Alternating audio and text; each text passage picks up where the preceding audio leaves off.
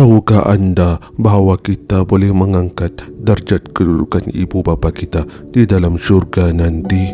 Bagaimanakah caranya?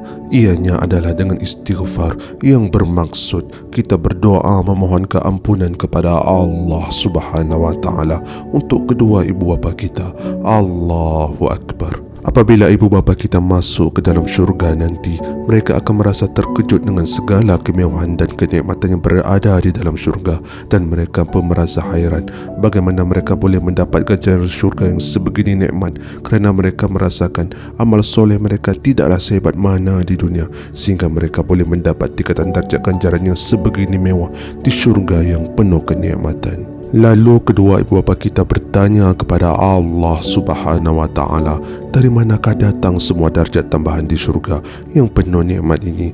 Maka Allah Subhanahu wa taala berfirman, ia daripada istighfar anakmu untukmu.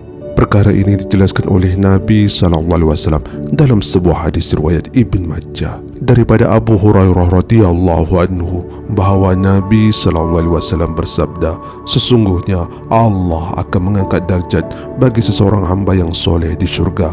Maka dia berkata, wahai Tuhan, dari mana yang aku dapat ini? Allah berfirman, dengan istighfar anak kamu kepadamu. Hadis riwayat Ibn Majah. Dalam sebuah hadis masyhur juga dapat diketahui bahawa doa daripada anak yang soleh kepada kedua ibu bapanya adalah salah satu amalan yang tidak terputus sekalipun kedua ibu bapanya telah meninggal dunia. Allahu Akbar. Dan istighfar memohon keampunan dari Allah Subhanahu wa taala untuk kedua ibu bapa kita sama ada masih hidup atau telah meninggal dunia bukan saja boleh membuatkan mereka mendapat pahala, bahkan darjat mereka di syurga nanti juga akan diangkat oleh Allah Subhanahu wa taala. Allahu Akbar. Dan ini juga adalah hadiah dari anak kepada kedua ibu bapanya.